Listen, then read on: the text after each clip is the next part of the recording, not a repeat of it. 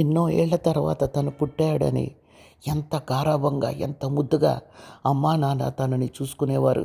ఎందుకో తెలియదు, తనకు చిన్నప్పటి నుంచి ట్రైన్స్ అంటే పిచ్చి. ట్రైన్ బొమ్మలు గీస్తూ ఉండేవాడట.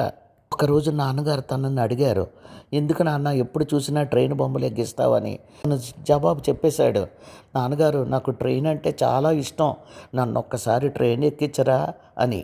అంతే, ఆయన గబాలన దగ్గరికి తీసుకొని, ఎందుకు నాన్న ఈ మాట నాతో చెప్పలేదు, నేను తప్పకుండా ట్రైన్ ఎక్కించి తీసుకువెళ్తాను సరేనా అని అనగానే, మన చుట్టాలందరూ దగ్గరే ఉన్నారు కదండి, ట్రైన్ ఎక్కేంత చుట్టాలు ఎవరున్నారు అని అమ్మ అనగానే, ఏముంది సీత, ట్రైన్లో మనం విశాఖపట్నం వెళ్ళిపోదాం, అక్కడ దిగి అక్కడి నుంచి బస్సులో మీ వాళ్ళ ఇంటికి వెళ్ళొచ్చు, ఎలా ఉంది నా ఆలోచన అన్నారు. అమ్మ ఆశ్చర్యపోయి, ఎవరైనా ఇలాంటి పిచ్చి పనులు చేస్తారా అంది. ఆ కొడుకు కోసం నేను ఏదైనా చేస్తాను అన్నారు. వాళ్ళకి తనంటే పంచ ప్రాణాలు.